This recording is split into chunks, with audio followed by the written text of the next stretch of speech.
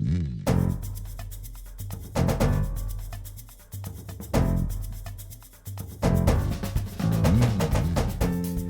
guys, so this is a topic that I actually get asked quite a lot, and I'm assuming a lot of people can relate.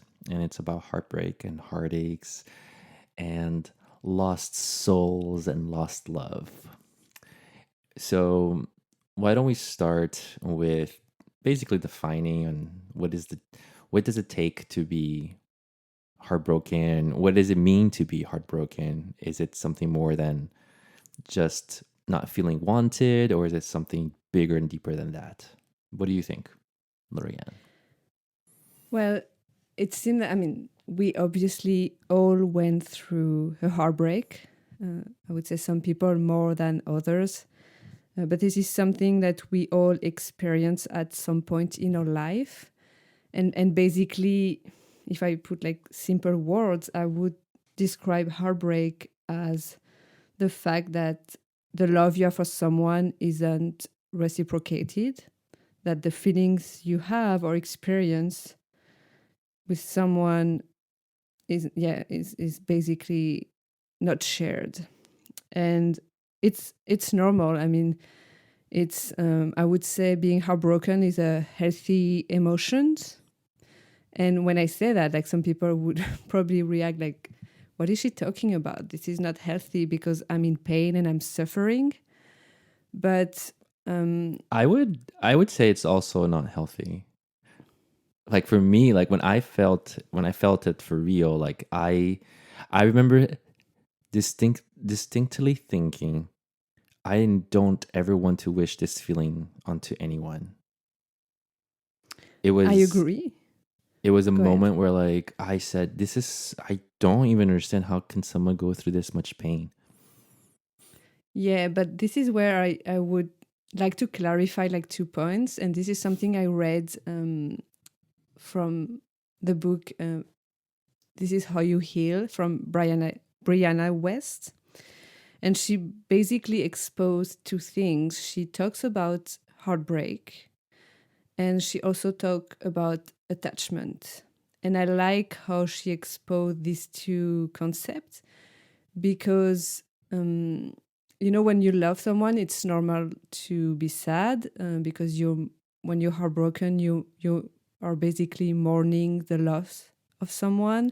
You're mourning, like being with someone. You're mourning a potential future that you have with someone. But when it's becoming obsessive to the point that you can't move on, that you are being obsessed with this person, and even if you know they left you, right? Mm-hmm. Even if you know they left you, um, you still can't move on. You still can't let it go, and this is where it's becoming unhealthy. That's why I was explaining that, being heartbroken, yeah, it's painful, but it's temporary. But when you're attached to the point that you can't even move on, this is where there is something wrong that you have to address. Yes, good point. I think there is a distinction here. I think one is when you fell in love and now you're not in a relationship and you're able to feel a bittersweet ending, like, hey, this was a nice love and we can move on. I'm feeling sad, but this is the best for both of us. But then the other kind of heartbreak when you're not only feeling sad, you're feeling devastated because you felt like you lost who you were. Hmm. And that's the thing you meant about the attachment. Hmm. And that's basically the point. Like, the question was, how do you deal with a heartbreak? And I will start from there. Just know where you are standing at. Is it really just a heartbreak? And I'm sorry, I'm saying just, but is it a heartbreak, or is it because you are too attached?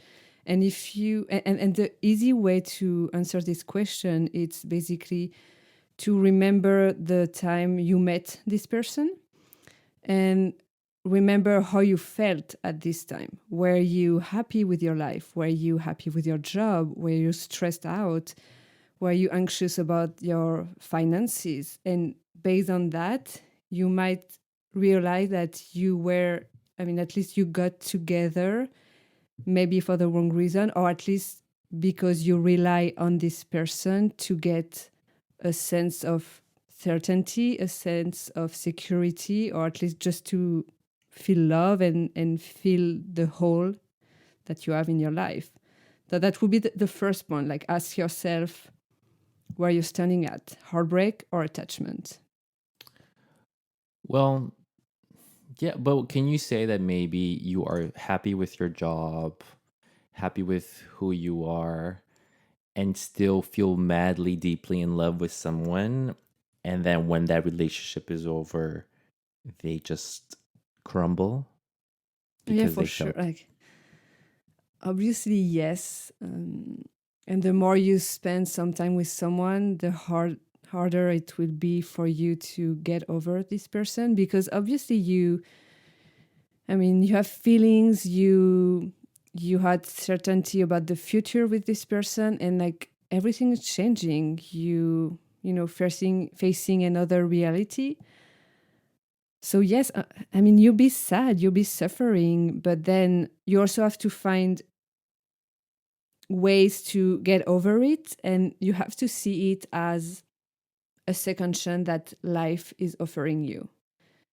And it sounds so cliche and it It sounds so like does. cheesy, I know. God, it does. It um, smells even.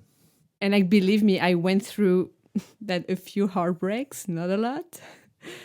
But yeah, your entire world is collapsing, but you have to, you know, get over it and move on. And by focusing on yourself and focusing on maybe doing new activities, or like healing some wounds you have, trying new things, changing your routine, rediscovering yourself, it's the way you should approach the heartbreak. But I think that's pretty. I don't know. I think that's the thing with anything, really, right? Yeah, that's what I It, say. Like, this is cliche. well, why don't you tell us then, like your biggest heartbreak, and then we'll go from there. Like, why was it such a heartbreak for you then? Because it was my first love. And we lived together when I was, I don't know, like 19, I think.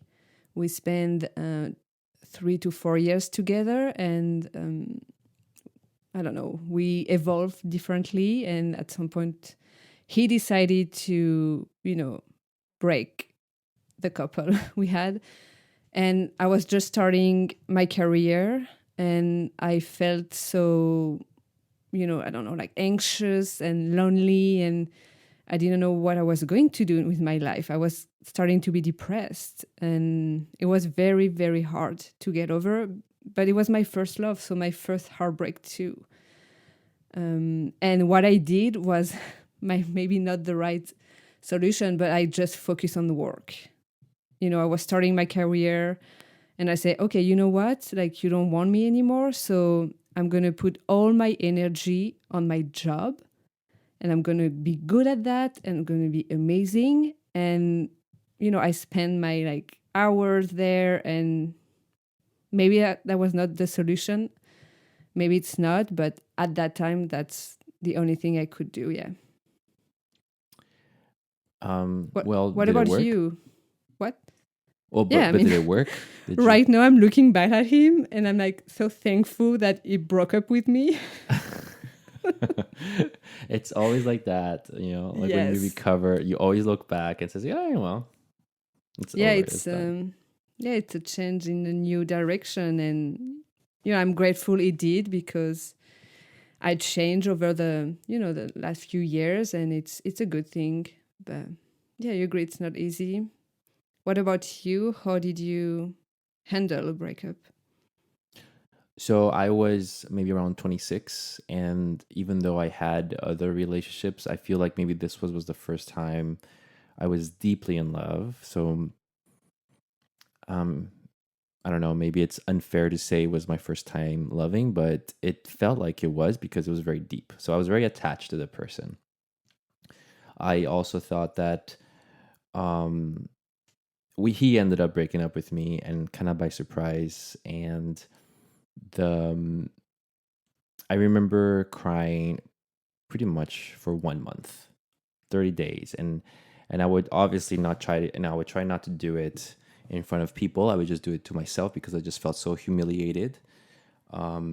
So, but after like the 20th, 25th day of crying, I just said to myself, I cannot, there's just no way that I can live like this. There's no way life can be like this.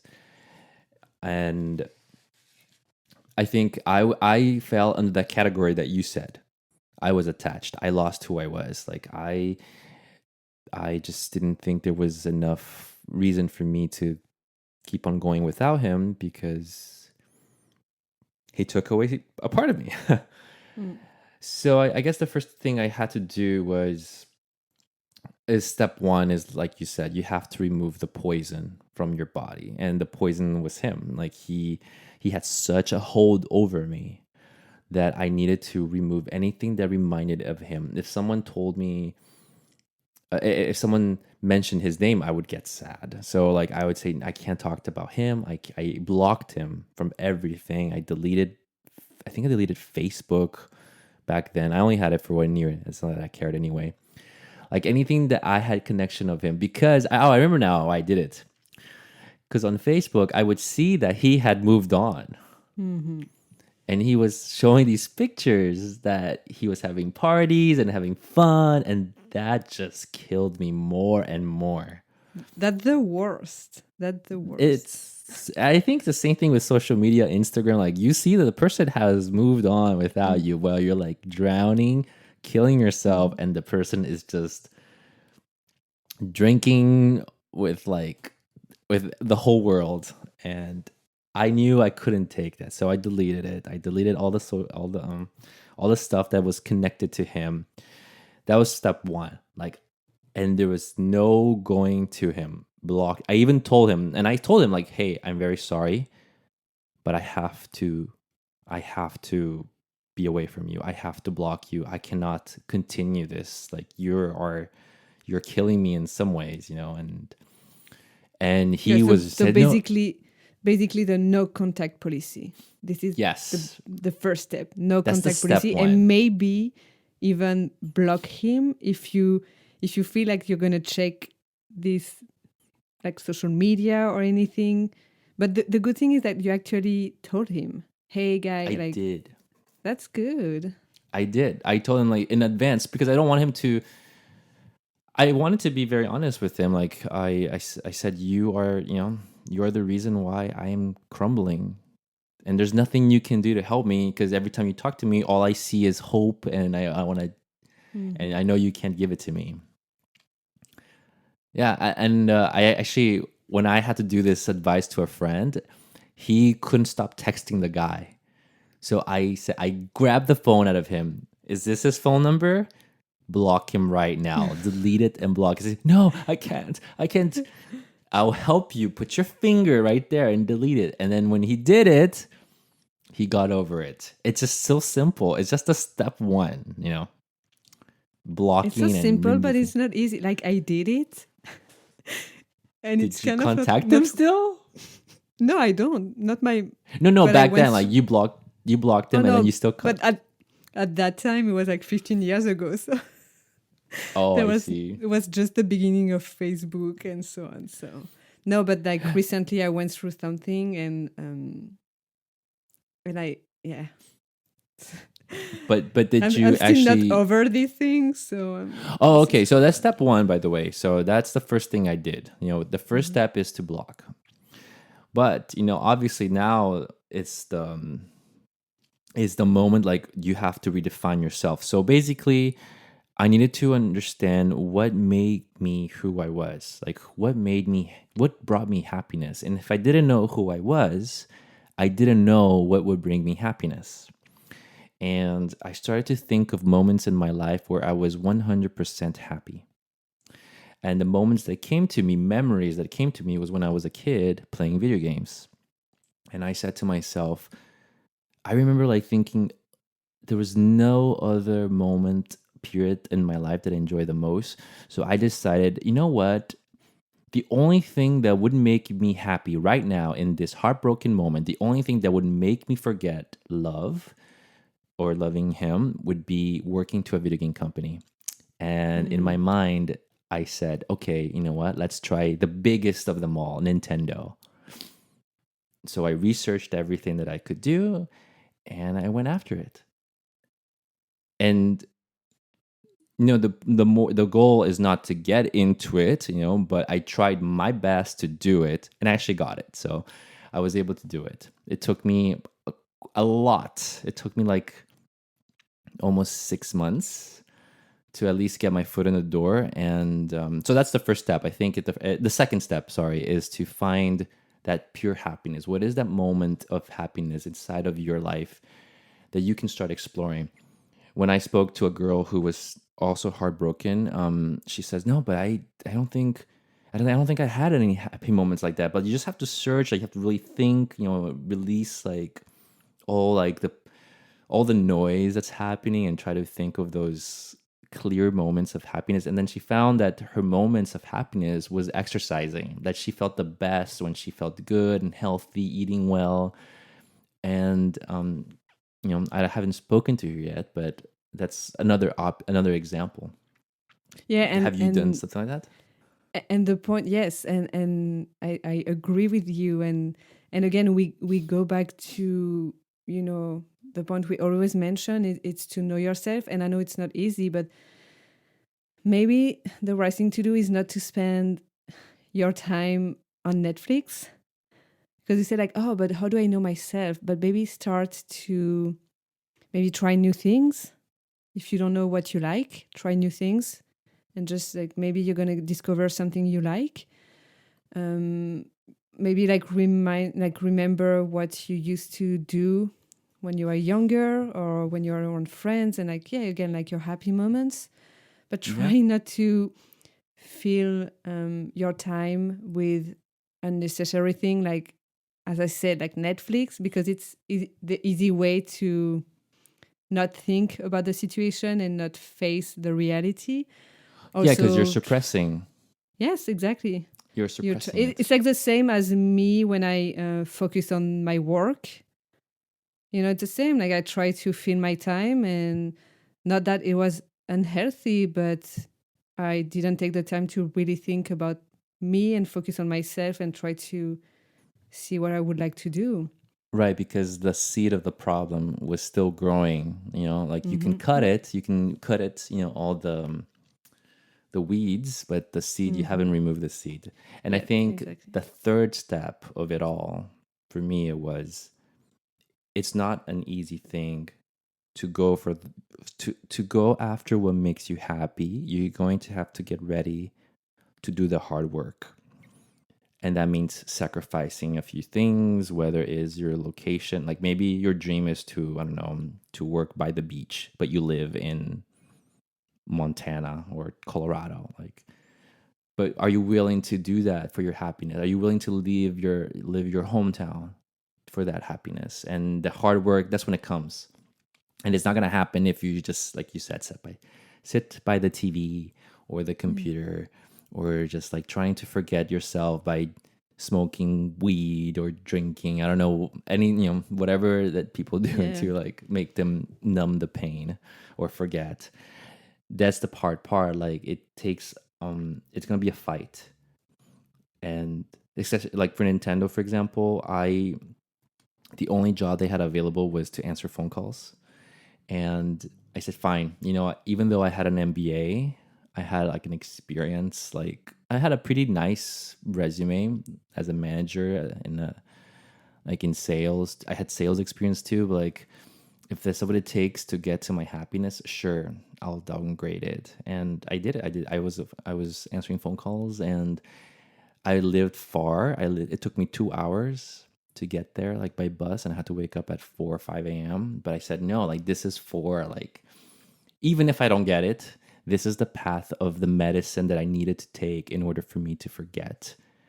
Um, and I should say, not forget him, but to recover who I was, to rebuild who I was. I needed to basically die internally to rebuild again and discover again who I was. Oh, wow. That's so beautiful, Eric. But it felt like death. It really felt, because after, so there's an epilogue to this whole story. It took me 1 year to truly build my immune system, I should say. It took me 1 year to finally get the job that I really wanted at Nintendo. Get very, everything, get the confidence, and get to know what happiness. I wasn't exactly 100% happy, but I was like very much better than I was before. And after 1 year, I was ready to finally do the ultimate test, which was, you know what? I told him that I was going to be gone.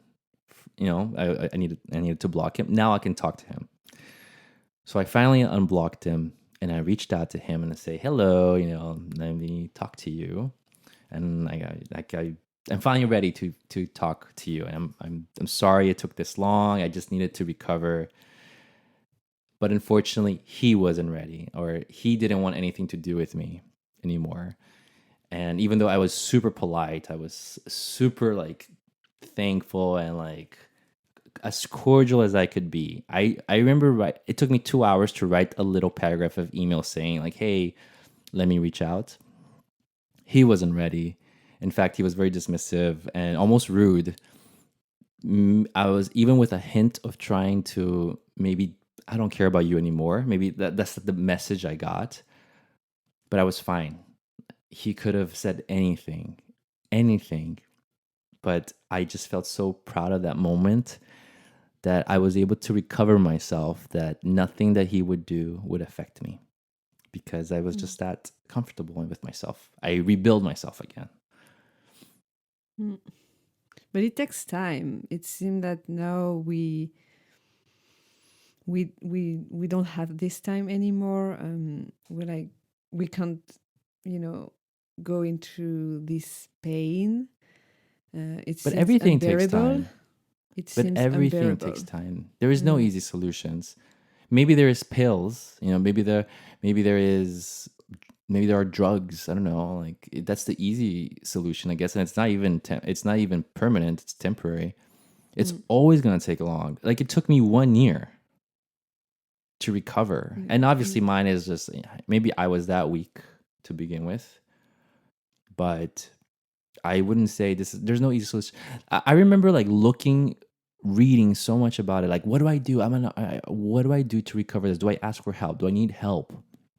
And then I remember reading a letter, a response to someone asking the same thing I did, and they said, no one can help you, and all they do is like even though you might want to help somebody, all you can do is tell them to archive that into a folder called life. L for life. It's just part of your journey. And that's where there's nothing I can do. You just archive it. There it is. Life. Yeah, it's temporary anyway. It's not going to be forever. And I like, we talk about time, and like some people tell you like, oh, don't worry, like time will help. And I used to agree with that, and then I was reading this book again, the same. It's Young Pueblo. It's a very good book. I will put the link in the description. It's called Clarity and Connection. And at some point, he wrote that time doesn't heal all wounds.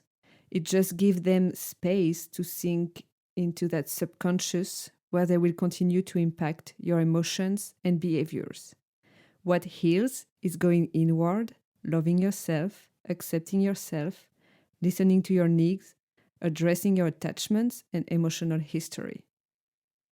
And like this is true. It's time at some point will help you to go through any issue you face in life.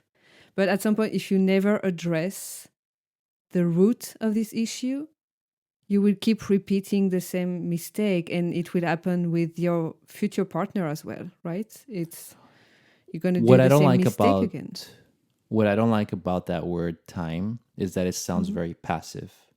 It sounds like you're just True. waiting. Mm. And I don't Mm. like when people say, "Oh, it takes time. Just give it time." Sure. But does that mean that you just wait watching Netflix? Exactly. Exactly. That's why I don't like that word. It's more than that. You have to react, and you, because usually I would say happiness just doesn't fall on your lap.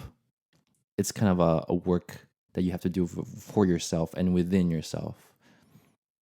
So you're gonna have to act. So But, it's more than time. yeah, it's sometimes we see, and I ask myself, like, how do I let the things go? So I already mentioned like what happened in like recently, like a few months ago now, and I mentioned that in the previous episode. I didn't go through a heartbreak. I was not in love with the person, but I was just, I thought we had a connection. We were talking a lot, over the past few months, and I met him. Like as you mentioned, I flight across the Atlantic to meet him face to face, just to get to know him better. And I developed some feelings, and I opened up, and he shut down actually, and I left with a heavy heart. So I wouldn't say I was heartbroken, but like my heart was heavy, and he was still in my mind for a long time, and I feel like he's still in my mind, like right now, even if we don't talk anymore. And I have such a hard time to let things go. I'm like, what is happening? Like, I know it's not for me. I know, it's complicated, and I know, I mean, the universe has another plan for me, but like, why am I so attached to that? And I'm just like going I'm through going that. to Yeah, go ahead. Well, I'm going to guess a few things, and sorry I interrupted your thought. Because I think what you're saying is probably true to people who are not over their exes, or not. Actually, Hmm. this is not even your ex. This is just No, like, it's not. Yeah, it's. yeah. But I'm a Scorpio, and I can get very passionate about things. And yeah, this is it. Well, but would you say okay? But in your case, you were also not exactly 100% fulfilled in your own life, right? Exactly. Yes. Like you were not exactly fulfilled on the job you were doing, Mm-hmm. the job you are doing. You were not exactly you're not exactly living in the place that you wanted to be, so Mm-hmm. like there were other things that were being unfulfilled that probably made you think that this person is a window to outside of all this, which made it harder for you to move on. Like let's say if you were like, what is your dream place right now if you had to live? I'm in the US. I would love to either go back to California or maybe Florida. Yes. Okay, so let's say Santa Monica. Yeah. That's your dream. Fine. And what is the job you want, like dream job you wanted do, or was something that you want to be doing it regardless of money? I would say like more a creative job, or at least where I can help people. More like a Creative freelance job, I job. guess, or like just get my own business. Yes. Okay. So let's say you have that going on in Santa Monica and it's successful and you're Mm, making a living. I'm sure you're not going to think about this guy anymore. I know. Yeah. I'm just like sometimes mad. I'm sometimes so mad at myself because I'm like, why do I waste my time on like thinking about him? Like, well, I don't think about him all the time anymore. I used to at some points, but I'm getting over him. But I'm like, why do I still think about him sometimes? Because it's over. It doesn't talk to me anymore. I don't talk to him anymore. Like, why? It's just annoying. Well, but yeah, maybe one, he shook your reality. He Hmm. shook your reality and now you're, like I think if you were in a better reality, if you had your own reality like in a good place, I don't think he would be able to do all that in your mind. Hmm. And one thing I'd like to address, it's like a tip, and we already talk about him, but I want. So we mentioned the no contact policy, which is good, but like please, have some self-respect at some point and know when it's the right time, to move on and stop texting. Because, we always want to send the last text like saying, oh, maybe he will realize what he lost, or maybe, he's still like in love, but he's unsure. No, at the end, you already know that this person is, over you. It's over. And, have some dignity, have some self-respect not to text this person anymore. It's over. Yeah, I think that's good too. But that also comes back to feeling confident and being able to move on. Like sometimes I text back knowing that this person, I don't care. Like if the person says, "Yay, let's meet up," or "No, I can't," I just text because it doesn't matter the answer. I don't care if they say yes or no. Because I'm like, if they say yes, that'll be great. But if they say no, I'm not gonna get hurt. I think it all comes down to that. Like it depends on where you are in a position. Because I wouldn't say it's. There's some people that don't text me back and I still text, like just to see, like, and sometimes they do, and I say, oh yeah, that was fun, and sometimes they don't, and then I don't know. But like, Sometimes I why? send. Why do you still Sometimes text them? because they send me nudes or something like that, and it's fun to see. So it's like a sex friends, right? More than no, not even sometimes. not even? It's like OnlyFans friends. Okay. But okay. Well, we talked quite a lot. Yeah, just like to sum up, because we talk about, some more like theory, and we also had like some, practical advice. They might be obvious, but sometimes it's good to, go back to them again. We mentioned the no contact policy, obviously the basic, the unfriend or block them if you feel like you're going to check on them on social media. I would add also to try to change your routine, because if you have the opportunity, I mean, staying in the same apartment, going to the same places, doing the same activity you used to do together, it's not helping. So if you can, try to discover new places, new activities, make new friends, redecorate your apartment if you can, or even like move out. And also, try something new. The hardest would be when you get divorced and you have children together. We mentioned no contact policy. What do you do when you have children and you have to take care of them? Well, I don't have the answer for this point.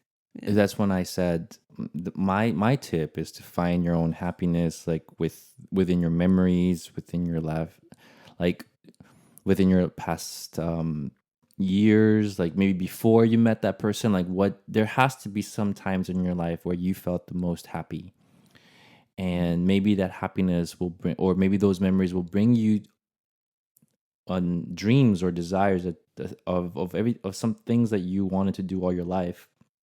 Maybe you wanted to travel the world, or it's been your long life dream to go to, I don't know, to live in France, So I think once you start getting in tune inside your soul and like what gets you, that's driving your heart, for yourself, I think it'll be easier to answer those questions,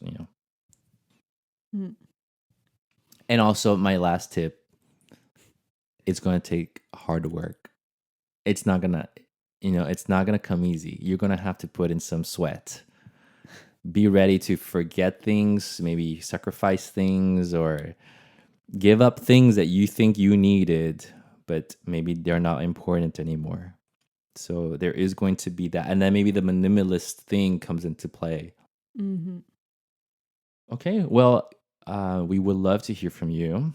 Yeah, guys, like we're here to help, and we're sharing our experience to, in the hope that we can help you go through, hardest thing in your life. So feel free to contact us, and we'd love to hear from you. Yes.